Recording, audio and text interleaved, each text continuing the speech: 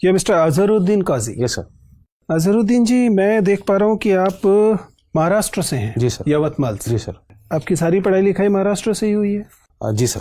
सारी पढ़ाई लिखाई आपने लिखा है कि महाराष्ट्र से है। पुणे से आपने स्कूलिंग किया है, उसके बाद अमरावती विश्वविद्यालय से आपने बीकॉम किया है। सर मैंने स्कूलिंग भी यवतमाल से ही। यवतमाल से ही की है, ठीक है। पुणे बोर्ड है आपका? जी सर। तो ये आपने 2009 में किया था? जी सर। अब तो 11 साल हो गए हैं इस बात को। जी सर। क्या कर रहे हैं तब से? सर 2009 के बाद से ही मैं प्रिपरेशन में आया था। 2010 और 11 में मैंने 2 अटेम्प्ट्स दिए, लेकिन मैं क्वालिफाई नहीं कर पाया। तो 2012 में मुझे जॉब लेनी पड़ी। मैं कॉर्पोरेशन बैंक में एज ए मैनेजर ज्वाइन किया। उसके बाद 2018 तक मैं उसी पोजीशन पे रहा। 2018 के बाद दोबारा से मैं प्रिपरेशन में आया हूँ। आपने नौकरी छोड़ दी? जी सर। ऐसा आपने क्यों किया? आप एक रोजगार में थे। जी सर। और अब आप बेरोजगार हैं। जी सर। और आप बेरोजगार परीक्षा की तैयारी कर रहे हैं। आपकी उम्र 31 साल हो चुकी है। जी सर। क्यों आप अपने करियर के निर्णयों को लेकर इतना अनप्रेडिक्टेबल और गैर जिम्मेदार तरीके से क्यों कर रहे हैं? सर एक्चुअली मैं शुरू से क्लियर था कि सिविल सर्विसेज की ही तैयारी करनी है, लेकिन कुछ फाइनेंशियल रीजंस की वजह से मुझे जॉब में जाना पड़ा था। तो सर जब वो परिस्थितियाँ दुरुस्त हो गई, ठीक हो गई, तो फिर मैंने दोबारा निर्णय किया कि मुझे अटेम्प्ट करना चाहिए। और जॉब में रहते हुए मैंने 2017 का अटेम्प्ट दिया, लेकिन फिर से मैं क्लियर नहीं कर पाया क्योंकि सर बैंकिंग में मुझे छुट्टी नहीं मिल रही थी बैंक्स में। इस वजह से सर मैंने सोचा कि फुल फ्लेज तैयारी की जाए। देखिए, आप बता चुके हैं कि इसका मतलब आप कई अटेम्प्ट्स दे चुके हैं और उनमें आप लगातार असफल रहे हैं। जी सर। हम लोगों की जाहिर है कि आपको लेकर शुभकामनाएं ही होंगी, लेकिन मान लीजिए आपका चयन नहीं होता है, जिसकी संभावना ऐसा तो नहीं है कि कम है, क्योंकि इस तरह की परीक्षा ये है। उस स्थिति में आपके पास क्या विकल्प हैं? क्या करेंगे आप? सर उस बारे में तो मैंने सोचा नहीं है, लेकिन मैंने सोचा है कि अगर नहीं होता है तो मैं स्टेट गवर्नमेंट की जो एग्ज़ाम है हमारी, 38 साल वहाँ पे उम्र है, तो मैं स्टेट सिविल सर्विसेज ट्राई करूँगा। संभव है कि आप वहाँ सफल हो जाएं, लेकिन कोई भी सामान्यतः ये बताएगा कि ये एक स्मार्ट करियर मूव नहीं है, एक वेल थॉट करियर मूव नहीं है। इसमें अनिश्चितता बहुत अधिक है। क्या इतने अनिश्चित और अव्याख्यायित निर्णय लेने वाले व्यक्ति को एडमिनिस्ट्रेटर बनाया जाना चाहिए? सर इसमें अनिश्चितता ज़रूर है, लेकिन सर देखिए, अभी तो आपके निर्णयों से आपका जीवन प्रभावित हो रहा है, तो आपके वो एकदम हक है ऐसे निर्णय लेने का। जी सर। लेकिन कल को अगर आपको प्रशासक बना दिया गया, जी सर, और आपके ऐसे ही अव्याख्यायित निर्णयों से पूरे जिले की या पूरे राज्य की या एक बहुत बड़ी आबादी की जीवन पर असर पड़ रहा होगा, तब तो ये निर्णय बहुत नुकसानदेह हो जाएंगे। सर मुझे लगता है मैं शुरू से क्लैरिटी थी मेरे अंदर सिविल सर्विसेज करने की, सिर्फ इस वजह से कि एक मुझे ब्रेक लेना पड़ा क्योंकि फाइनेंशियल रीजंस थे। आपने उर्दू साहित्य विषय क्यों लिया? आप तो बीकॉम से करके आए थे, कॉमर्स एंड अकाउंटेंसी विषय है, बैंकिंग में आप लगातार प्रैक्टिस में भी थे। जी सर। फिर आपने उर्दू साहित्य विषय क्यों लिया? सर कॉमर्स एंड अकाउंटेंसी किए हुए मुझे बहुत साल हो चुके थे। 2009 में। आप तो बैंकर थे ना, तो काम तो वही कर रहे थे। जी सर, बैंकिंग एक डिफरेंट स्ट्रीम है और कॉमर्स में हम डिफरेंट चीज़ें पढ़ते हैं, बैंकिंग उसका एक पार्ट है।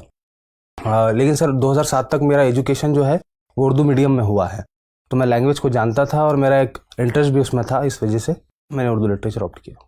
मुझे बताइए कि उर्दू भाषा जो है वह 8th शेड्यूल में कब शामिल होती है? Sir Urdu language 8th schedule में शुरू से ही थी, जब कॉन्स्टिट्यूशन अडॉप्ट किया हमने तभी से। तो कोई तिथि होगी क्या? ये 26 जनवरी 50 से थी, या 26 जनवरी 49 से थी, या सितंबर 49 से थी? कब से थी? सर 8th शेड्यूल जो है वो तो कॉन्स्टिट्यूशन के फॉर्म होने के बाद आया, तो हम ये कह सकते हैं कि 1950 से, 26 जनवरी 1950 से जब लागू हुआ कॉन्स्टिट्यूशन, तब से ही उसमें है। सारा कॉन्स्टिट्यूशन 26 जनवरी 1950 से लागू हुआ है या कुछ प्रावधान पहले लागू हो गए थे? जी सर, कुछ प्रावधान 26 नवंबर 1949 को भी हुए थे। अभी हाल में एक विवाद रहा है जिसमें रेलवे के कुछ बोर्ड्स पे उर्दू के स्थान पर संस्कृत में नाम लिखे जाने की बात हुई है। जी सर। क्या ये विवाद है और उर्दू से ऐसी क्या नाराजगी है जो जिसके चलते उर्दू हटा के संस्कृत में नाम लिखे जा रहे हैं, जबकि हिंदी में पहले से लिखे हुए हैं? सर ये नाराज़गी का विषय तो नहीं है, उत्तराखंड की ये घटना है। उत्तराखंड में रेलवे स्टेशन के ऊपर में इंग्लिश हिंदी के अलावा उर्दू के अंदर में भी साइन बोर्ड्स और नाम लिखे हुए थे। चूँकि यूपी की एक ऑफिशियल लैंग्वेज थी उर्दू, और उत्तराखंड जो है इस्टवाइल यूपी का पार्ट था, इस वजह से वहाँ पे उर्दू लिखी हुई थी। लेकिन जब उत्तराखंड एक सेपरेट स्टेट बन गया तो वहाँ पर उर्दू को सेकंड ऑफिशियल लैंग्वेज का दर्जा नहीं रहा, और उसके बाद से लेकिन फिर भी उर्दू जो है कंटिन्यू हुई। अभी रिसेंटली गवर्नमेंट ने डिसीजन लिया है कि उर्दू चूँकि सेकंड लैंग्वेज नहीं है, संस्कृत वहाँ की है, तो उर्दू का हटा के संस्कृत में। संस्कृत और हिंदी में नाम तो एक ही होगा, फिर ये अलग अलग कैसे कहा जा रहा है? जी सर, लिखने में तो एक ही होगा। फिर क्या हिंदी में 2 बार लिखा लेकिन सर जाएगा? लैंग्वेज दोनों अलग अलग है, संस्कृत अलग लैंग्वेज है, हिंदी अलग। प्रॉपर नाउन में लैंग्वेज अलग कैसे होती है? आप तो भाषा के विद्यार्थी हैं, बताइए।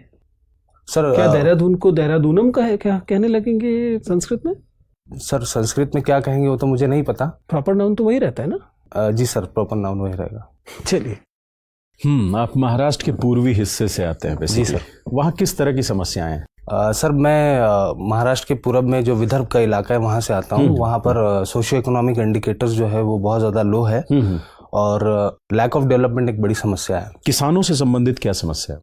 सर किसानों की से संबंधित समस्या ये है कि विदर्भ को जो है, विदर्भ में सबसे ज़्यादा फार्मर सुसाइड की खबरें हमारे यहाँ पे देश में आती है और ये समस्या रूरल इंडेंटेडनेस की वजह से, क्रॉप फेल्योर की वजह से बहुत ज़्यादा है। फार्मर्स के अंदर में काफ़ी डिस्ट्रेस रहता है जिसकी वजह से वो एक्सट्रीम कदम उठा लेते हैं। ठीक है, आप ऑर्गेनाइज्ड बैंकिंग सेक्टर में लगभग 6 साल काम किए। जी सर।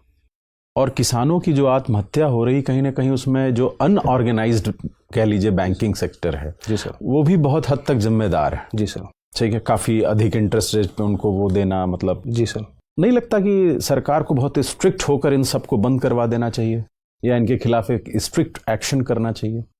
जी सर। आपको क्या लगता है? सर जहाँ तक इलीगल मनी लेंडिंग का सवाल है, प्राइवेट मनी लेंडिंग जो कि लीगल भी है, उसके लाइसेंसेस भी होते हैं। जो लीगल है वो तो अपनी जगह सही है, लेकिन जो इलीगल मनी लेंडिंग है उसको ज़रूर सरकार ने उसके ऊपर कदम उठाना चाहिए। लेकिन साथ ही जो इंस्टीट्यूशनल सोर्सेज ऑफ लेंडिंग है उसका आउटरीच बढ़ाना चाहिए। कहीं ना कहीं ये रिफ्लेक्ट होता है कि हमने इंस्टीट्यूशनल बैंकिंग को बहुत ज़्यादा वहाँ पे उसका पेनेट्रेशन नहीं हुआ है और इसीलिए लोग जो है उसका फ़ायदा नहीं उठा पा रहे हैं। दूसरे सर जो प्रोसीजरल जो डिफ़िकल्टीज़ है बैंक लोन लेने के अंदर में, तो लोगों को जनरली ये लगता है कि बैंक्स के अंदर में बहुत ज़्यादा डॉक्यूमेंट्स रिक्वायर्ड है, बहुत ज़्यादा कम्बरसम प्रोसेस है क्रेडिट का। इस वजह से वो प्राइवेट मनी लेंडर्स के पास जाते हैं जहाँ पे आसान तरीकों से उनको लोन मिल जाता है। एग्जैक्टली। तो सर ये कदम उठाने की ज़रूरत है कि हम बैंकिंग का जो पेनेट्रेशन है रूरल एरियाज़ में खास करके वो बढ़ाए और जो प्रोसीजर्स है लोगों को उसमें ईजीनेस लाए। चलिए, उर्दू साहित्य आप पढ़ते हैं, भारत में उर्दू कैसे आई? मतलब कुछ बताइए इसके इतिहास के बारे में हमें। सर 12वीं सदी के आखिर में उर्दू दिल्ली के अतराफ़ में, इसकी जन्मभूमि दिल्ली के अतराफ़ बताई जाती है, दिल्ली शहर और उसके अतराफ़ में। यहाँ खड़ी बोली राइज थी उस वक्त, खड़ी बोली बोली जाती थी और खड़ी बोली के अंदर में अरबी और फ़ारसी और तुर्की अल्फाज जो है, जो बाहर से मुस्लिम्स आए थे यहाँ पे, वो जो ज़बानें बोलते थे उन ज़बानों के अल्फाज जब खड़ी बोली के अंदर में मिलना शुरू हुए तो एक नई ज़बान तैयार हुई जिसको शुरू में अलग अलग नामों से पुकारा गया। उसे हिंदी भी कहा गया, हिंदवी भी कहा गया, दहलवी भी कहा गया और उसके बाद में जो है 19वीं सदी में इसका नाम उर्दू पड़ा। 19वीं सदी में? 19वीं सदी में इसका नाम उर्दू पड़ा। अच्छा, 19वीं सदी में सबसे ज़्यादा डेवलपमेंट किसके समय हुआ उर्दू का? कोई ऐसा रूलर था क्या 19वीं सदी में? 19वीं सदी में रूलर बहादुर शाह जफर थे। वो खुद भी एक शायर थे और उनके ज़माने में बड़े शायर भी गुजरे हैं जिसकी वजह से उर्दू का काफ़ी डेवलपमेंट हुआ। इनफैक्ट 19वीं सदी का जो निस्फ है, जो यानी 1850s का जो दौर है, वो उर्दू का सुनहरा दौर माना जाता है क्योंकि इस दौर में गालिब और ज़ौक़ जैसे बड़े पाए के शायर भी यहाँ मौजूद थे। अच्छा, अभी एक कंट्रोवर्सी हुई फैज़ अहमद फैज़ के कुछ उसको लेकर, इसके बारे में आपका क्या सोचना है? सर कंट्रोवर्सी को लेकर? हाँ बिल्कुल सर, फैज़ अहमद फैज़ की जो पूरी शायरी है वो एक तरह की रेसिस्टेंस पोएट्री है उनकी और सियासी शायरी भी उन्होंने की है। हाँ। और जो रिसेंट कंट्रोवर्सी हुई है वो शेर उनकी एक नज़म के इंटरप्रिटेशन को लेकर हुई है। आइडिया है, मतलब आप क्या सोचते हैं इस पे? सर इसमें मेरी सोच ये है कि किसी भी शायर की पोएट्री को समझने के लिए उसके ज़माने और उसके जहन को समझना बहुत ज़रूरी है। हम एक नज़म का लिटरल मीनिंग ना लेते हुए उसको ये देखना चाहिए कि शायर ने किस कंटेक्स्ट में वो बात कही है और शायर की पूरी पोएट्री का जो मजमून है वो क्या है। ठीक है, एक अंतिम सवाल मेरा आप बता दीजिए कि अभी सर जैसा पूछ रहे थे कि नाम बदला जा रहा है कई जगह, जैसे इलाहाबाद को प्रयागराज कर दिया गया, ऐसे कई जगह नाम बदले जा रहे हैं। जी सर। ठीक है, आप कहाँ तक उचित समझते हैं? क्या ऐसा किया जाना चाहिए? सर जहाँ तक नाम बदलने का सवाल है तो नाम ये पहली बार ऐसा नहीं हुआ है कि नाम बदले जा रहे हैं। हर ज़माने में नाम बदलते रहे हैं, पॉपुलर रूलर्स ने नाम बदले हैं और लोगों की जब पॉपुलर डिमांड होती है तो ऐसा रूलर्स करते हैं, ऐसा गवर्नमेंट्स ने किया है। सर मेरी इसमें राय ये है कि जो इसका दूसरा पहलू है, जो एडमिनिस्ट्रेटिव एक्सपेंसेस इसके अंदर में इन्वॉल्व है, कहीं ना कहीं उनको भी सोचा जाना चाहिए। ठीक, thank you. Azharuddin ji sir. ये बताइए कि आपकी 3 क्वालिटी कौन कौन सी है जिसकी वजह से आईएएस बनना चाहिए? सर चूँकि मैं स्पोर्ट्स बैकग्राउंड कर रहा हूँ तो एक टीम वर्क और परसिवरेंस, मैं काफ़ी समय से तैयारी में हूँ। तीसरी चीज़ सर कंपैशन। बहुत समय से आप तैयारी में लगे हुए हैं। जी सर। तो इसको आप गुण मानते हैं या दोष मानते हैं? सर ये गुड और बैड के टर्म्स में तो मैं कैटेगराइज नहीं कर पाऊंगा। मैं क्यों नहीं कर पाएंगे? क्योंकि आपका मामला है, किसी और का मामला होता तो कैटेगराइज कर पाते आसानी से। नहीं सर, किसी भी चीज़ को कैटेगराइज करने से पहले उसके पीछे की वजह जानना बहुत ज़रूरी है। तो मेरा ये मानना है कि अगर किसी चीज़ में मुझे टाइम लग रहा है और उसके बावजूद मैं अगर उस चीज़ को परसू कर रहा हूँ तो ये मेरे लिए गुड है। ओके, ठीक है। आप विदर्भ से आते हैं जो कि एक ड्राउट प्रोन एरिया है महाराष्ट्र का। जी सर। है ना, सूखा प्रवण क्षेत्र है। ड्राई फार्मिंग क्या होती है? ड्राईलैंड फार्मिंग से आपको क्या समझ आता है? सर ड्राईलैंड फार्मिंग जो हमारे जो रेनफेड एरियाज़ है, जहाँ पर इरिगेशन की फैसिलिटीज़ नहीं है, उन एरियाज़ में जो फार्मिंग होती है उन्हें हम ड्राईलैंड फार्मिंग कहते हैं। जहाँ पे रेनफॉल बहुत कम होती है, कुछ 100 सेंटीमीटर के नीचे अगर टेक्निकल डेफिनेशन पे जाए, और वहाँ पे इस तरह की क्रॉप्स उगाई जाती है जो जिसमें ज़्यादा पानी की खपत ना हो। जैसे कि सर जो हमारे पल्सेस है, बाजरा है, रागी है, इस तरह की जो क्रॉप्स है। लेकिन आप ही के पास एक डिस्ट्रिक्ट है नागपुर, उसके संतरे बड़े प्रसिद्ध हैं। जी। ऐसी कौन सी कंडीशन, यावतमाल से नागपुर की कौन सी कंडीशन ऐसी है जो डिफरेंट है, जिसकी वजह से नागपुर में संतरों का न केवल उत्पादन होता है बल्कि भारत के सबसे बेस्ट क्वालिटी के संतरे होते हैं? जी सर, एक्चुअली विदर्भा की ये जो डिस्ट्रिक्ट है, यवतमाल मेरा डिस्ट्रिक्ट और नागपुर डिस्ट्रिक्ट, यहाँ पे पानी की समस्या बहुत ज़्यादा नहीं है। यहाँ पे रेनफॉल जो है वो 100 सेंटीमीटर से ज़्यादा होती है। मसला यहाँ पे स्टोरेज का है। यहाँ पे इरिगेशन फैसिलिटी और स्टोरेज फैसिलिटीज़ अवेलेबल नहीं है। और नागपुर क्योंकि थोड़ा प्लेन रीजन में आता है तो वहाँ पे पानी की बहुत ज़्यादा कमी नहीं होती, इस वजह से वहाँ पे हॉर्टिकल्चरल क्रॉप्स बहुत ज़्यादा होती है। ठीक है। यावतमाल प्लेन एरिया क्यों नहीं है? सर यवतमाल जो है वो हिली एरिया रहा है और ब्रिटिश टाइम से इसे एक हिल स्टेशन में कैटेगराइज किया गया। कौन सा हिल है वहाँ पे? सर सतमाला हिल का पार्ट है। सतमाला हिल्स की जो चेन आ रही है वो नॉर्थन महाराष्ट्र में, वो उसी का पार्ट है यवतमाल। सतमाला के अलावा और कौन कौन से डेक्कन प्लेटों पे हिल चेन है? सर अजंता है। इनको उत्तर से दक्षिण की ओर आप क्रमानुसार सजा सकते हैं क्या? डेक्कन में सर? हाँ, डेक्कन में हरिश्चंद्र, बालाघाट, अजंता और सतमाला को। जी सर। सर जो क्रोनोलॉजी आपने बोली है शायद वही है। हरिश्चंद्र किधर है? सबसे उत्तर में है। जी सर, एमपी में। अच्छा। उसके बाद में बालाघाट जो टच होता है महाराष्ट्र से नागपुर रीजन को। उसके बाद में अजंता तो सर वेस्ट में है, जो औरंगाबाद वगैरह का। आप श्योर हैं? गेस कर रहे हैं ये सारी चीजें? सर मैं गेस कर रहा हूँ। गेस कर रहे हैं श्योर है सर। संतरे की खेती के लिए भौगोलिक दशाओं का उल्लेख कर दीजिए बस। सर मुझे सवाल समझ नहीं आप। संतरे की खेती के लिए, संतरा हॉर्टिकल्चर का पार्ट है जी, तो संतरा के लिए कौन कौन से ज्योग्राफिकल कंडीशन होने चाहिए? सर संतरे की खेती के लिए बेसिकली ट्रॉपिकल रीजन होना चाहिए, ट्रॉपिकल क्लाइमेट होना चाहिए। वो तो ठीक है, कंडीशन टेम्परेचर कितना होना चाहिए, वर्षा कितनी होनी चाहिए, मिट्टी कैसी होनी चाहिए? सर टेम्परेचर जो है 20 से 30 डिग्री सेल्सियस के दरमियान होना चाहिए, और रेनफॉल जो है वो 100 to 150 सेंटीमीटर वहाँ पे होनी चाहिए। ठीक है। और मिट्टी तो सर क्योंकि डेक्कन में ज़्यादातर काली मिट्टी पाई जाती है, रिगर्ड सॉइल पाई जाती है, तो मैं तो क्या कारण है कि संतरा केवल नागपुर में उगाया जाता है, देश के किसी अन्य क्षेत्र में इतनी व्यापक खेती नहीं होती इसकी? सर यही एक कारण हो सकता है कि जो क्लाइमेटिक कंडीशंस है वो संतरे के लिए वहाँ पे बहुत ज़्यादा सूटेबल। तो ये तो कंडीशन जो वर्षा और टेम्परेचर बता रहे हैं देश के बहुत सारे भागों में पाई जाती है। हमारे देश की विशेषता यही है। 100 सेंटीमीटर वर्षा, 18 से 20 डिग्री टेम्परेचर। जी सर। देश का बहुत बड़ा हिस्सा था इस क्लाइमेटिक कंडीशन में। सॉरी सर, रिकॉल नहीं कर पा रहा हूँ। अच्छा ठीक है। विदर्भ से हैं आप, विदर्भ का क्या मतलब है? मैम विदर्भ का जो नाम है वो एक पुरानी रियासत पे मबनी है। मतलब विदर्भ जो है उसका उल्लेख महाभारत और रामायण में भी रहा है। ये एक सल्तनत हुआ करती थी विदर्भ, वहीं से इसका नाम आया। क्या मध्य प्रदेश के कुछ जिले विदर्भ में आते हैं? जी मैम, विदर्भ। जब हम विदर्भ कहते हैं क्या आप महाराष्ट्र का ही हिस्सा लेंगे या महाराष्ट्र के ही जिले देखेंगे, या विदर्भ में मध्य प्रदेश के भी कुछ जिले हैं? मैम एक महाविदर्भ एक टर्मिनोलॉजी है जिसके अंदर में महाराष्ट्र का प्रेसिडेंट विदर्भ और एमपी के कुछ ज़िले आते हैं जो लगे हुए हैं विदर्भ से, महाराष्ट्र के विदर्भ से, वो लेकिन उसे हम महाविदर्भ कहते हैं। और विदर्भ की जो टर्मिनोलॉजी है वो सिर्फ और सिर्फ हम महाराष्ट्र के कंटेक्स्ट में इस्तेमाल करते हैं। आपने कहा कि महाराष्ट्र में और स्पेशली आपके एरिया में पानी की इतनी समस्या नहीं है जी। फिर भी क्या मूल कारण समझते हैं कि विदर्भ में ही सबसे ज़्यादा किसानों ने आत्महत्या की?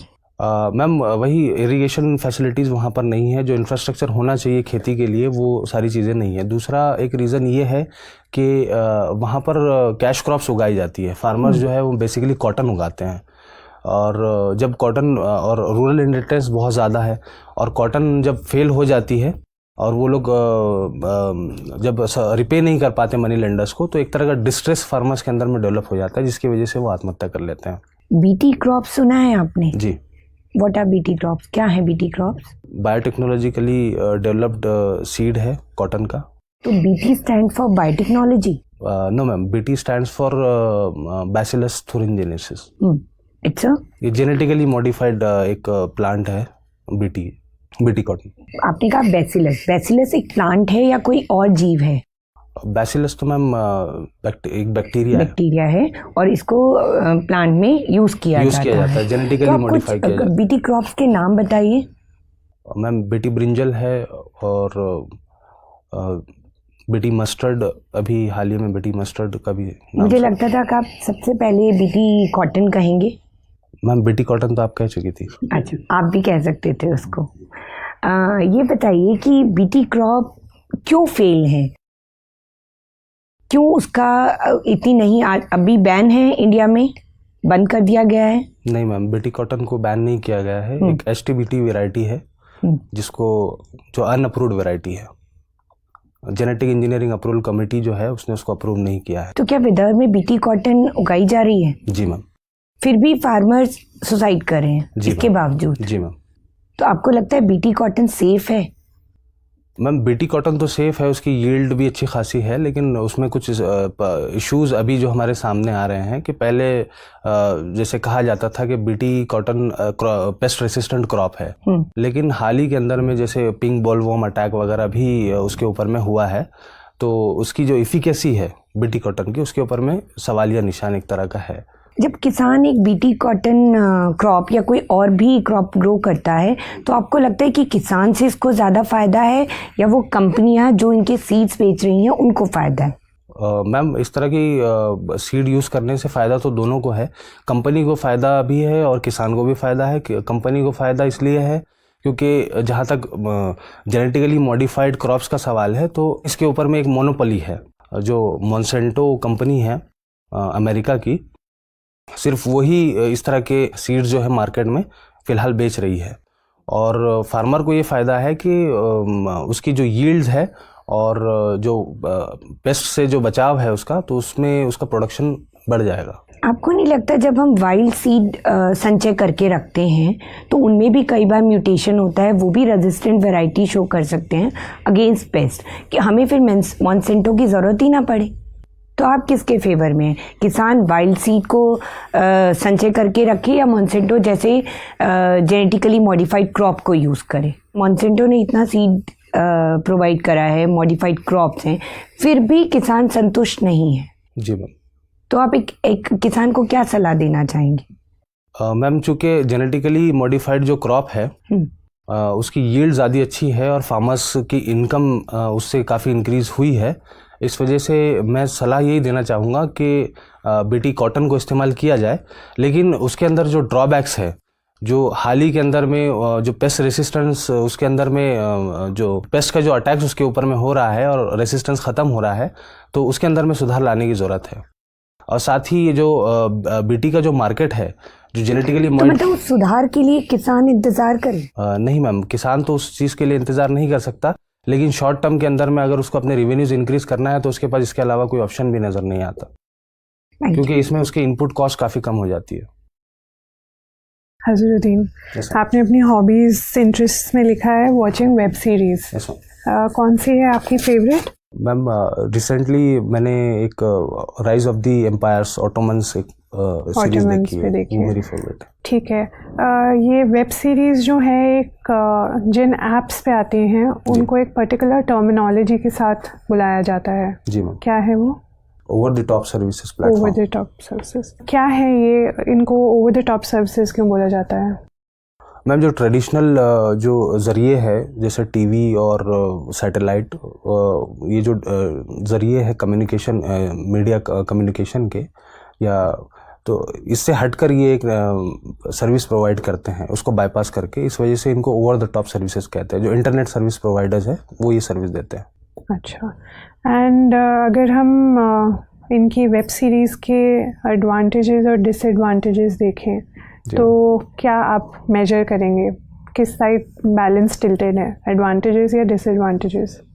मैम इसके एडवांटेजेस भी काफ़ी है और कुछ डिसएडवांटेजेस भी है। एडवांटेजेस में जैसे जो क्रिएटिव कंटेंट है वो वीवर्स के सामने आ रहा है। वीवर्स के पॉइंट ऑफ व्यू से मुझे एडवांटेजेस और डिसएडवांटेज है। क्रिएटिव कंटेंट उसके सामने आता है। दूसरी चीज़ ये है कि इसमें जो वेब सीरीज़ जिस तरह की बन रही है उसमें बहुत ज़्यादा रियलिटी से क्लोज वेब सीरीज़ कंटेंट हमारे सामने आ रहा है, तो एक तरह से समाज को समझने के लिए, समाज की रियलिटीज़ को समझने के हिसाब से भी ये काफ़ी फ़ायदेमंद है।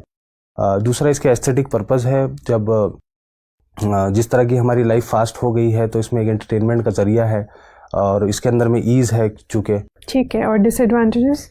Disadvantages ma'am